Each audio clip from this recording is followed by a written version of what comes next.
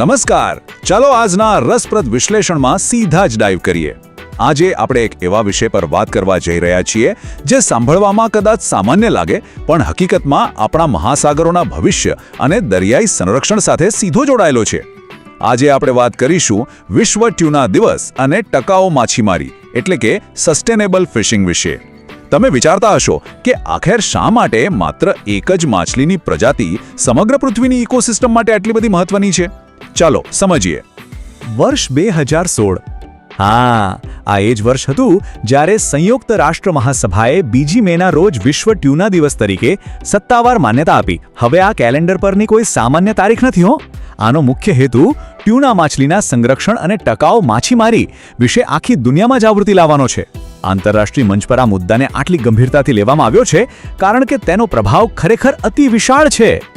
તો સૌથી મોટો પ્રશ્ન એ થાય કે આટલો બધો હોબાળો શા માટે? ટ્યુના માત્ર કોઈ બહુ જ મહત્વપૂર્ણ ખાદ્ય પદાર્થ નથી, પણ તે વૈશ્વિક અર્થતંત્રની એક મજબૂત કરોડરજ્જુ છે. જરા વિચારો, ટ્યુના ઉદ્યોગનું વૈશ્વિક મૂલ્ય અબજો ડોલરમાં આંકવામાં આવે છે. પૃથ્વી પરના લાખો લોકોનું જીવન અને તેમની રોજિંદી આજીવિકા સીધી રીતે આ માછીમારી પર જ ટકેલી છે. આ કોઈ સામાન્ય દરિયાઈ જીવ નથી, પણ અર્થવ્યવસ્થાનું એક વિશાળ આર્થિક એન્જિન ચલાવવાનું કાર્ય કરે છે. પણ જો અહીં એક બહુ જ કડવી વાસ્તવિકતા છે. જો આ માછલી આટલી બધી મૂલ્યવાન છે તો પછી ટ્યુના માછલીની સંખ્યા આટલી ઝડપથી કેમ ઘટી રહી છે? સ્વાભાવિક છે કે જ્યારે કોઈ વસ્તુ આટલી મૂલ્યવાન હોય ત્યારે તેના અસ્તિત્વ સામે ખતરો ઊભો થાય જ. જો આટલા મોટા પાયે આખી દુનિયા તેના પર નિર્ભર છે તો એવી કઈ પરિસ્થિતિઓ છે જે તેના અસ્તિત્વને ખાઈ રહી છે? ચાલો આ સમસ્યાના મૂળમાં જઈએ. આ ભયજનક ઘટાડા પાછળ મુખ્ય 3 ગુનેગારો જવાબદાર છે. પહેલું છે અતિશય માછીમારી, જેને આપણે ઓવરફિશિંગ કહીએ છીએ. લિટરલી જરૂરિયાત કરતાં એટલી બધી માછલીઓ પકડવામાં આવે છે કે તેમની વસ્તીને પાછી ઊભી થવાનો સમય જ નથી મળતો. બીજું ગંભીર કારણ છે દરિયાઈ પ્રદૂષણ, જે ધીમે ધીમે તેમના ઘરને એટલે કે પ્રાકૃતિક નિવાસસ્થાનને નષ્ટ કરી રહ્યું છે. અને ત્રીજું હવામાન પરિવર્તન, જે સમુદ્રના તાપમાનમાં મોટા ફેરફારો લાવે છે. આ ત્રણેય પરિબળો એકસાથે મળીને આ અમૂલ્ય પ્રજાતિનો સફાયો કરી રહ્યા છે. હવે તમને કદાચ એવું લાગે કે આપણે આની ચિંતા શા માટે કરવી જોઈએ? તો સાંભળો, ટ્યુનાનો ઘટાડો એ માત્ર એક પ્રજાતિ પૂરતો સીમિત નથી. આ એક બહુ મોટો પારિસ્થિતિક ખતરો છે.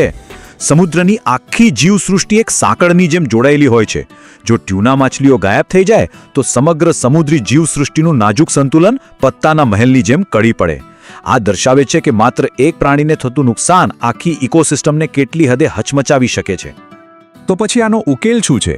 ઉકેલ એક જ છે, ટકાઉ માછીમારી એટલે કે સસ્ટેનેબલ ફિશિંગ.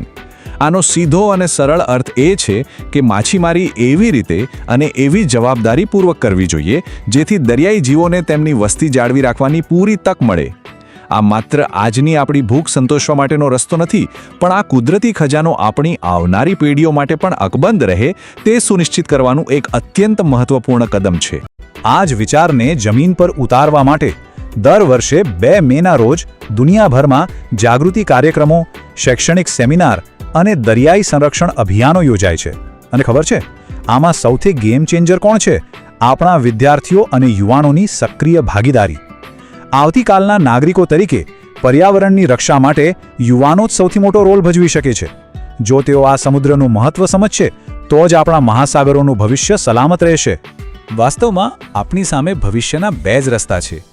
એક તરફ છે કુદરતી સંસાધનોનું આંધળું શોષણ, જે સીધી રીતે પર્યાવરણને વિનાશ તરફ લઈ જાય છે, અને તેની બરાબર સામે છે પ્રકૃતિનો સંતુલિત અને જવાબદાર ઉપયોગ.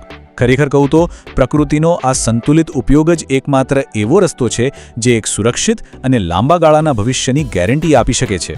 માનવજાત અને સમુદ્ર વચ્ચેના આ સંબંધને સાચવવો એ હવે કોઈ ઓપ્શન નથી રહ્યો, એ આપણી સૌથી મોટી જરૂરિયાત બની ગઈ છે.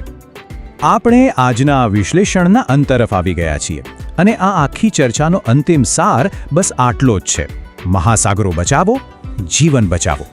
આ માત્ર કોઈ ફેન્સી સ્લોગન નથી હો.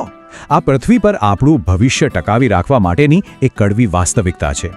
જો આપણે સમુદ્ર અને તેમાં રહેલા જીવોની રક્ષા નહીં કરીએ તો અંતે આપણું પોતાનું અસ્તિત્વ જ સંકટમાં મુકાશે.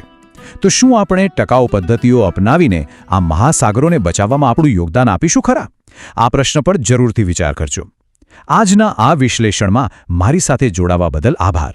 યાદ રાખજો, પ્રકૃતિનું જતન એ જ આપણી સાચી પ્રગતિ છે.